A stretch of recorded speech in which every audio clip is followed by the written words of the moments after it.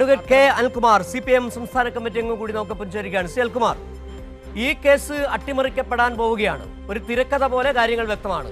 മുഖ്യമന്ത്രി ലാഘവത്തോട് പറയുന്നു, എനിക്കറിയാവുന്ന രണ്ടുപേരായിരുന്നു, അവർ അന്ന് ഈ കേസിന്റെ ഭാഗമായിരുന്നു എന്നോ ഇവർ പ്രതികളാണെന്നോ എനിക്കറിയില്ല. എന്തൊരു നിഷ്കളങ്കമായി മറുപടി പറയുന്നു. 4 പേർ പിടിയിലാകുമ്പോൾ അതിന് മഹസർ സാക്ഷികളായി ഒപ്പിട്ടത് യൂത്ത് കോൺഗ്രസ് നേതാക്കളാണ്. കോടതിയിലെത്തുമ്പോൾ അവർ കൂറുമാറിയേക്കാം. 4 പേരിൽ മാത്രം അന്വേഷണം ഒതുങ്ങുന്നു. മുഖ്യമന്ത്രിയുമായുള്ള പങ്ക് വെളിവാക്കപ്പെടുന്നില്ല.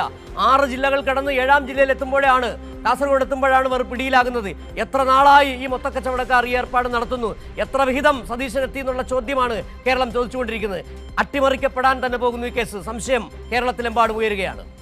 നിരവധി വിദേശ യാത്രകളടക്കം നടത്തിയ വലിയ വലിയ സാമ്പത്തിക ഇടപാടുകളുടെയും വിദേശ ബന്ധങ്ങളുടെയും പ്രധാനപ്പെട്ട കണ്ണികളാണ് മുഖ്യമന്ത്രിയുടെ സോഷ്യൽ മീഡിയ കോർഡിനേറ്റർമാരായി കഴിഞ്ഞ 4-5 കൊല്ലക്കാലം വിലസിയിരുന്നത് എന്ന കാര്യം വ്യക്തമാവുകയാണ്. മുഖ്യമന്ത്രിയുടെ സോഷ്യൽ മീഡിയ എന്ന് പറയുന്നത് അദ്ദേഹം മാത്രം കൈകാര്യം ചെയ്യുന്നതാണ് എന്നുള്ള വലിയ നുണയാണ് ഇന്നലെ പറഞ്ഞു കേട്ടത്. ഇപ്പൊ എന്തായാലും മെറ്റയിൽ തന്നെ പരിശോധിച്ചപ്പോൾ നവസാങ്കേതിക വിദ്യ അനുസരിച്ച് നമുക്ക് കണ്ടെത്താനായത് 5 രൂപ ചേർന്നാണ് കൈകാര്യം ചെയ്യുന്നതെന്നാണ്. അതിൽ ഈ രാസലഹരി സംഘത്തിൽപ്പെട്ടവരുണ്ട് എന്നുള്ളതും പുറത്തു വന്നിട്ടുള്ള യാഥാർത്ഥ്യമാണ്. സ്വാഭാവികമായും ഏതെങ്കിലും പോലീസ് ഉദ്യോഗസ്ഥൻ ഈ മുഖ്യമന്ത്രിയുടെ ബന്ധം വെച്ച് ഇത്തരം കേസുകൾ പിടിക്കപ്പെടുന്നവരെ രക്ഷപ്പെടുത്താൻ ശ്രമിക്കുക സ്വാഭാവികമാണ്. പോലീസുകാർ ഭയപ്പെട്ട് ആളിലേക്ക് നിൽക്കും. നമുക്കറിയാവുന്നതുപോലെ രാഹുൽ മാങ്കൂട്ടത്തിനെ അറസ്റ്റ് ചെയ്ത പോലീസ് ഉദ്യോഗസ്ഥന് കാസർഗോഡേക്ക് സ്ഥലമാറ്റം കൊടുക്കുകയും അത് ആഘോഷിക്കുകയും അത് സതീശന്റെ വീരകൃത്യമായി പുകഴ്ത്തി പറയുകയും ചെയ്യുന്ന ഒരു സമൂഹത്തിലാണ് നാം ജീവിച്ചുകൊണ്ടിരിക്കുന്നത്. അതുകൊണ്ട് കേരളത്തിലെ പോലീസുകാർക്ക് കൃത്യമായ നിർദ്ദേശമുണ്ട്, കൃത്യമായ ഒരു സൂചനകളുണ്ട്.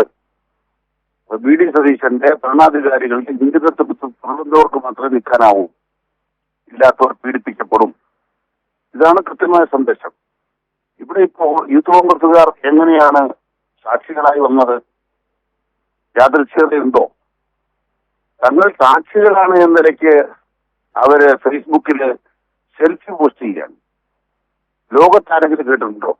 ഒരു പോലീസ് കേസിൽ സാക്ഷികളായവർ സ്വയം ഫേസ്ബുക്കിൽ പോസ്റ്റ് ചെയ്യാൻ ഞങ്ങൾ സാക്ഷികളായി മാറിയിരിക്കുന്നു, തുഫാന്റെ സാക്ഷികളായി മാറിയിരിക്കുന്നു. ഇതിലൂടെ കാണാൻ കഴിയുന്ന കാര്യം എന്താണ്?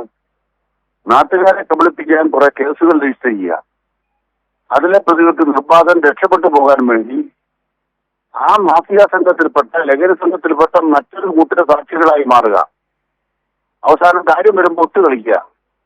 ഇതാണോ കേരളത്തിലെ സർക്കാരിന്റെ തുഫാൻ? വളരെ ഗുരുതരമായ സംശയങ്ങളാണ് ഇതുമായി ബന്ധപ്പെട്ട ഓരോ വിഷയങ്ങളും പുറത്തു വരുമ്പോൾ നമ്മൾ കണ്ടുകൊണ്ടിരിക്കുന്നത്.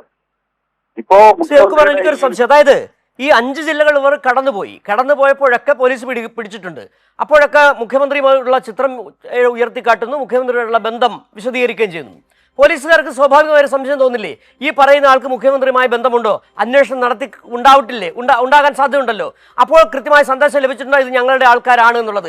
വളരെ കൃത്യമല്ലേ? അങ്ങനെയാണെങ്കിൽ ഈ മുഖ്യമന്ത്രി ഈ സ്ഥാനത്ത് തുടരുന്നത് എങ്ങനെ? മൊത്തക്കച്ചവടക്കാർ, മയക്കുമരുന്നിന്റെ മൊത്തക്കച്ചവടക്കാർക്ക് വേണ്ടി നിർബാധം സഞ്ചരിക്കാൻ അവസരം ഒരുക്കി കൊടുത്തൊരു മുഖ്യമന്ത്രി കേരളത്തിന് വേണമെന്നുള്ള ചോദ്യം വരികയല്ലേ ഇവിടെ? മുഖ്യമന്ത്രി നിയമവിരുദ്ധമായും ധാർമ്മികത നിരക്കാത്തതുമായ നിരവധി കാര്യങ്ങൾ ഇപ്പൊ തന്നെ ചെയ്തു കഴിഞ്ഞു എന്നതുകൊണ്ട് ഈ സ്ഥാനമൊന്നല്ല, MLA സ്ഥാനം പോലും വഹിക്കാൻ അയോഗ്യനാണ്.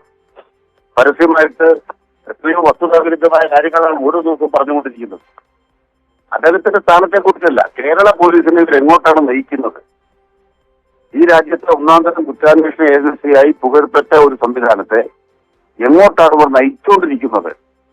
ക്രിമിനലുകളുടെ താവളമായി നമ്മുടെ ഇത്തരം ഇടങ്ങളെ മാറ്റി തീർക്കാൻ പോവുകയാണ്.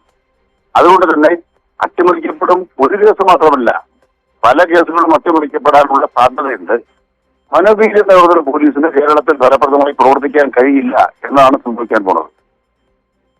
ശരി, വളരെ നന്ദി ശ്രീ കെ അനിൽകുമാർ ഈ സാഹചര്യത്തിൽ പ്രതികരിച്ച